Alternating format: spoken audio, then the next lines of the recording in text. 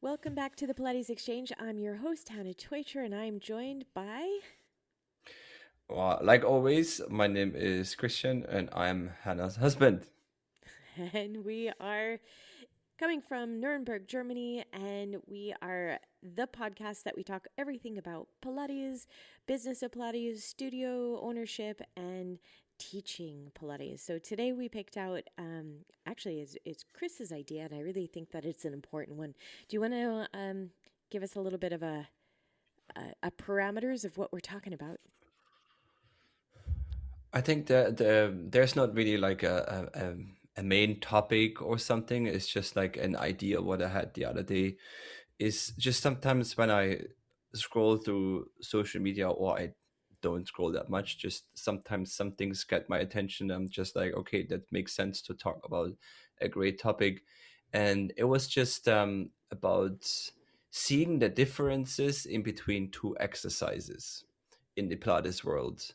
And sometimes I see the difference and sometimes I don't see the difference. And then the question to my head comes like, is it actually necessary to cue? Does it make sense to tell the person everything about the core, alignment, powerhouse, you name it? Or do you just make it too complicated for people, especially for people when they are new to the Pilates world, that they're doing the first time a Pilates class? And you tell them all the serratus, anterior, posterior tilt, anterior tilt, and all the other Latin names of muscles. And before they realize what's going on, the exercise is gone. So you move on to the next one, and then they leave the room and they're just like, I didn't feel anything Hmm. because they just got the exercise after the eighth of 12 repetitions. And then basically, if you do something like that, and again, I'm not saying what is right or wrong, but if you do that, you're going to lose a client, a potential client. Yeah. I But think of you're course, talking on, about like yeah, two different things. Like you're talking about one thing like we've recently been talking about of how this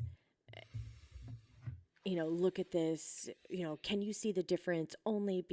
Only master trainers can see the difference between these two exercises, and if you can't cue this, you're not a good Pilates teacher.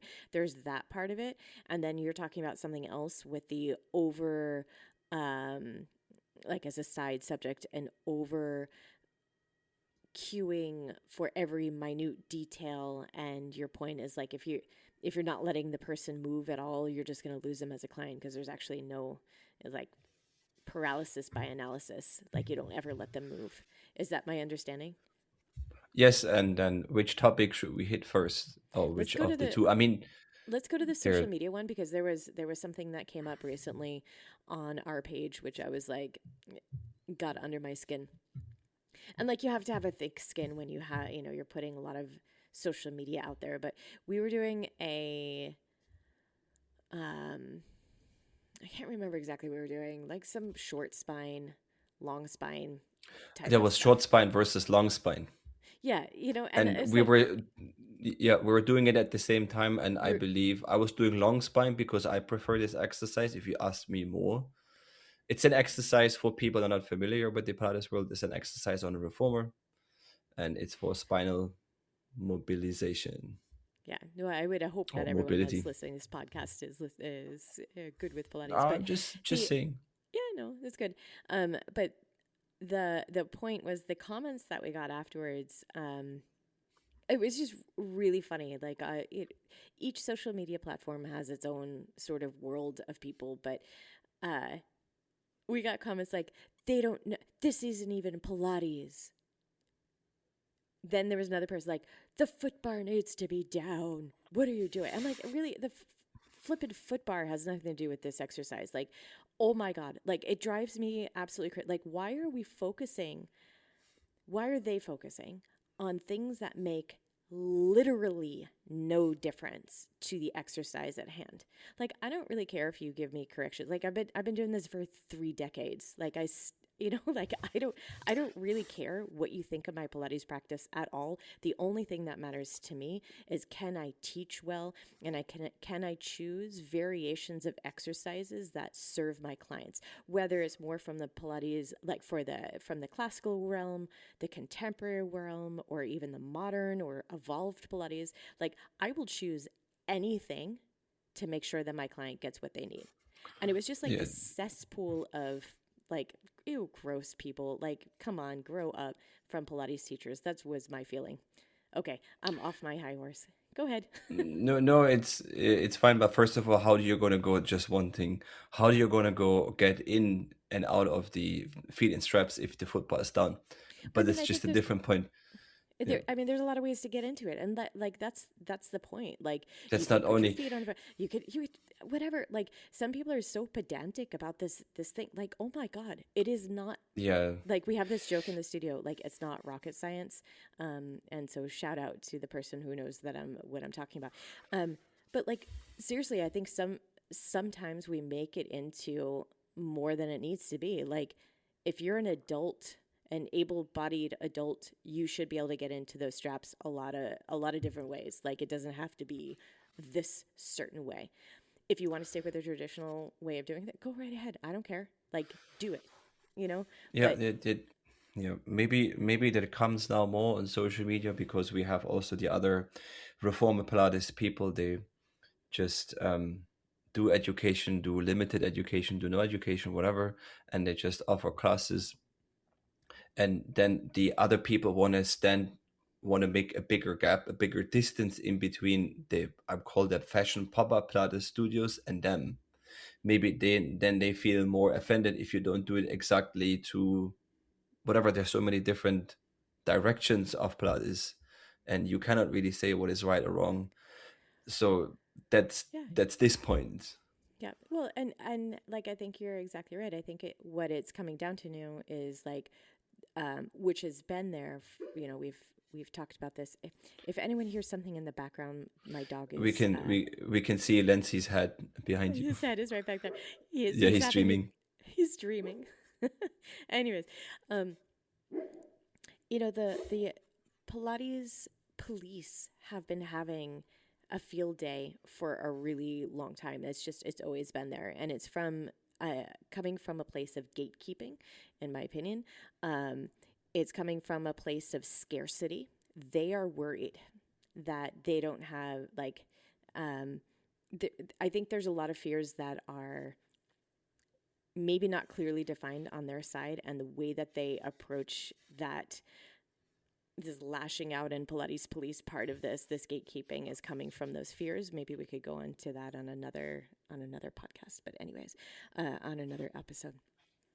Yeah, I was um just yeah, I was like thinking when you, for example, do a roll down or whatever different exercise you're gonna do, and your head is not in perfect alignment with the rest of your spine, and you're like kind of able body, and you don't have any pre pre-existing injuries. conditions. It makes no sense but my point is it makes no sense to correct it Yeah, if the rest of the exercise, of course, this is like something maybe most of the people will understand anyways, two corrections, I would say, but then you have to be already really aware of what you're doing. Most of the people are already overwhelmed with one correction or one way of cueing a specific exercise. So if you then start from the top to the bottom, for example, in a standing roll down, then you're always talking the entire time, and the person who's doing it is just like kind of, what's going on? I'm doing it wrong all the time. yeah, Or should you just let the person do the exercise a couple of times, let this person do a couple of classes to see how it goes, to let the person experience movement before you start over, I call it overcorrecting it. yeah. Well, I mean, I think that's the point, that we have a particular approach to the way that we see movement and how we feel the value that we give our clients. And us as a studio, we're going to stick with the way that we feel is important, and we try to make sure that our entire team are seeing the same way that we do. Um, like everyone else, each other person that's out there can have their own values and the way that they see the movement. And that's, all of my teachers, like all of my team of teachers, can sit down and watch one person do one exercise, and we will all have different things that we find important on helping that person. And so I really think it's, you know, uh, coming back to originally what we were talking, there was a social media content piece that you were looking at, and basically it was the same exact exercise two times, and the teacher was trying to make them, do you see the difference? Like, come on, you guys. Yeah, Like, the person was exaggerating one version more than the other one.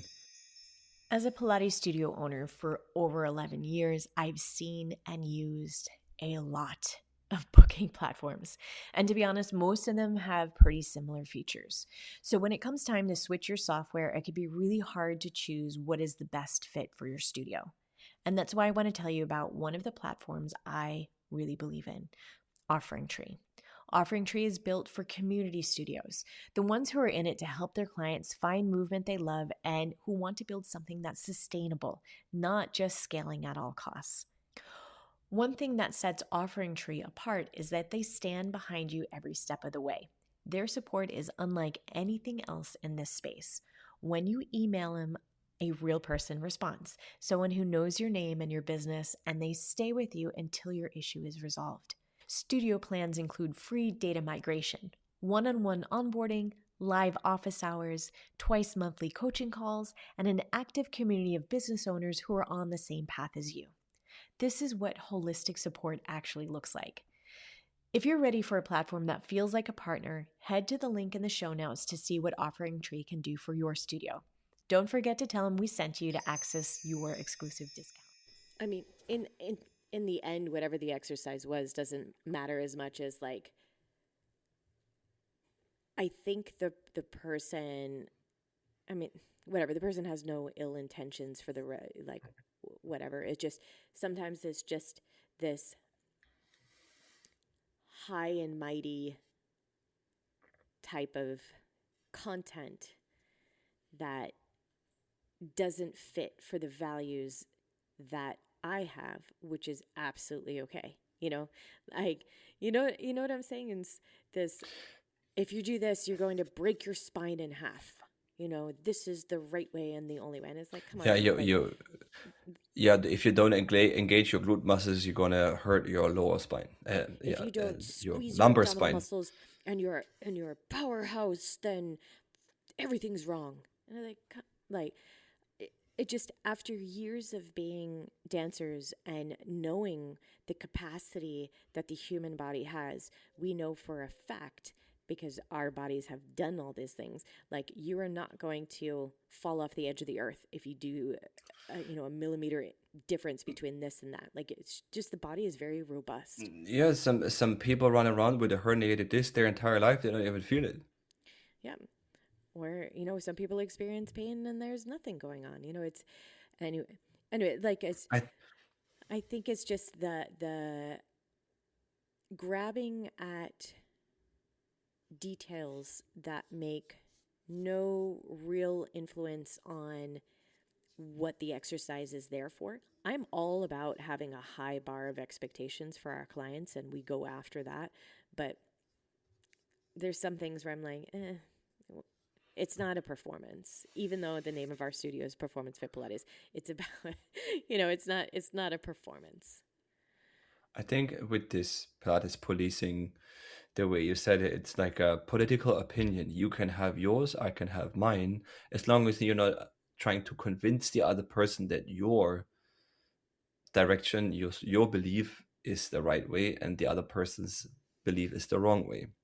Yeah. I guess maybe let's can do it like that. And in the end, what I find is always the most important thing is, if the person who's coming for the first time to the studio or the 400th, 500th time and is having a great time and keeps on moving and is exploring different areas in their body, different muscles they have never felt before, then in the end we're all winning.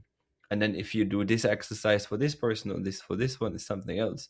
Of course, it comes then to a completely different point if you're bringing someone back from an injury. Sure. Then, but we're talking about like normal people without injuries. Maybe normal people, they should move a little bit more.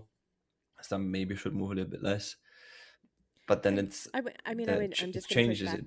Yeah, it's late at night, so I'm just going to push back on the word normal right now, just because we've been speaking in German. So we're going to, you don't mean like normal. There's a right way and a wrong way. Just what you're meaning is like just the average Average, person yes. Maybe without it's a any, better, yeah, yeah. that there's no, we're not putting any value on able body, like whatever, like we have everyone that's in our studio, we value everyone's type of movement that comes in every body Yeah, shape, so maybe that's what I mean. average would be the, Or this is because or it's let's not say my like our native typical, language. yeah, exactly, I would say like more like our typical client base that's there, but I Mhm. know what you're meaning. Um I was just clarifying.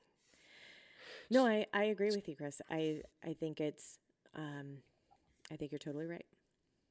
So then in the end, for example, I mean, what are you doing over, like you said, you got these comments about the short spine and long spine comments on the social media channel. uh what did you comment back? Did you write I something did. back? Did you I get did. crazy I on them? Did No, you I don't go relax? crazy on that. What? I thought it was funny. I was just like, oh yeah, typical social media. Like, and the it's a certain sect of people that are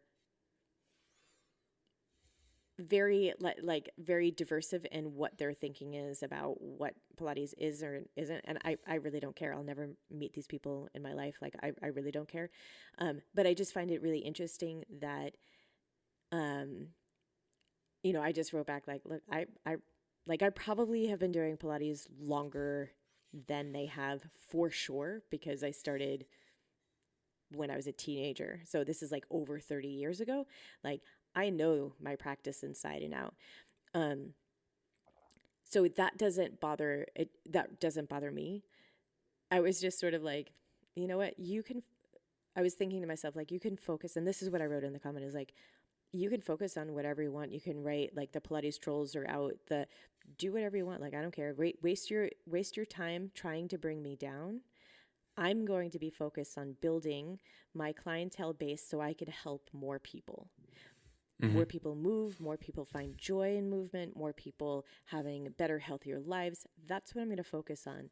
And so go ahead, try to make fun of me, try to make, whatever, like, go ahead. That Yeah, was my feeling. yeah, this is what the problem was also with social media, is that you can say things, comment things you would never say to someone's face. Yeah.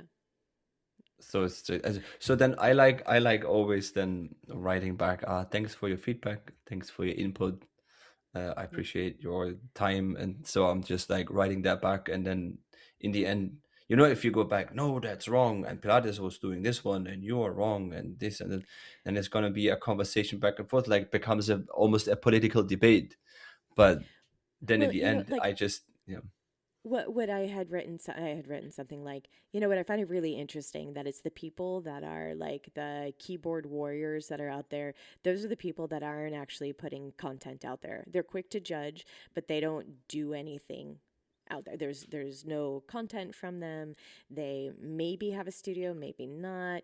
They, don't have a they have podcast. They don't have a they YouTube have a video. Like they have a private profile. private, like whatever. Judge all you want. Like I don't care, but I'm doing the work to make sure that the legacy that we're putting out there, and as far as the Pilates world, is that we're bringing joy and movement. We are still learning every single day.